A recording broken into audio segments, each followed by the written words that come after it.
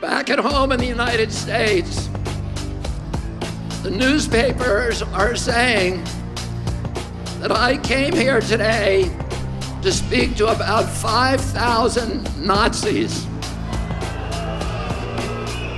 But I look at this crowd and I see the opposite of Nazism. I see people who love democracy, people who want open government, people who want leaders that are not going to lie to them, leaders who will not make up arbitrary rules and regulations to orchestrate obedience of the population. We want health officials who don't have financial entanglements with the pharmaceutical industry, who are working for us and not big pharma.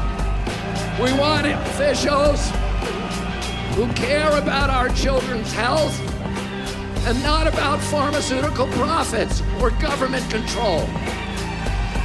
I look at this crowd, I see all the flags of Europe. I see people of every color. I see people from every nation, every religion, all caring about human dignity, about children's health, about political freedom. This is the opposite of Nazism. Governments love pandemics. They love pandemics for the same reason they love war, because it gives them the ability to impose controls on the population that the population would otherwise never accept, to create institutions and mechanisms for orchestrating and imposing obedience. Now, I'll tell you something.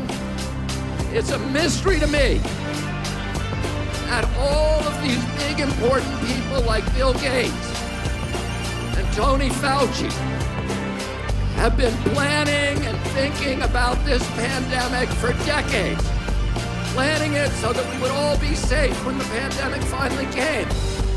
And yet, now that it's here, they don't seem to know what they're talking about. They seem to be making it up as they go along. They're inventing numbers. They cannot tell you what the case fatality rate for COVID is. They cannot give us a PCR test that actually works. They have to change the definition of COVID on the death certificates constantly to make it look more and more dangerous. The one thing that they're good at is pumping up fear. 75 years ago, Hermann Goering testified at the Nuremberg trials. And he was asked, how did you make the German people go along with all this? And he said, it's an easy thing. It's not anything to do with Nazism. It has to do with human nature. You can do this in a Nazi regime.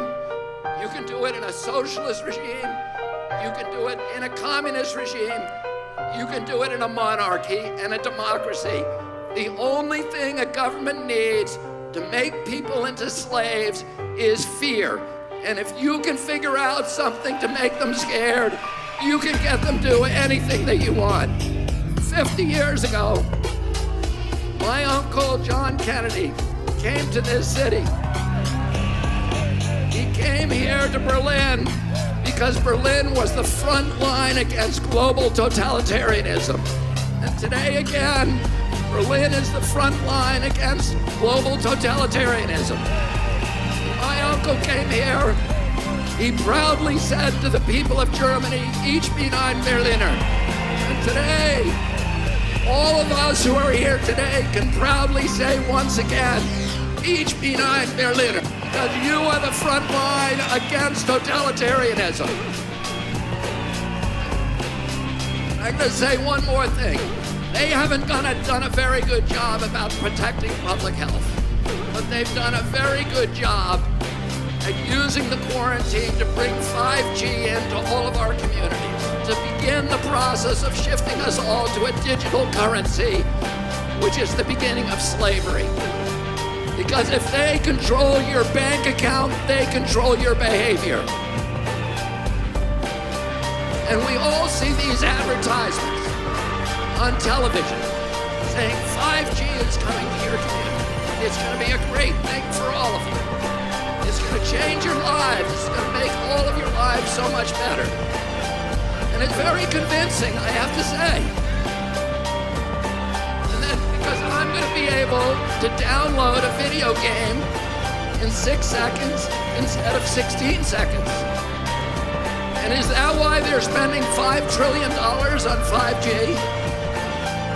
No. The reason is for surveillance and data harvesting. It's not for you and me, it's for Bill Gates, it's for Jeffrey Zuckerberg, and it's for Bezos and all of the other billionaires.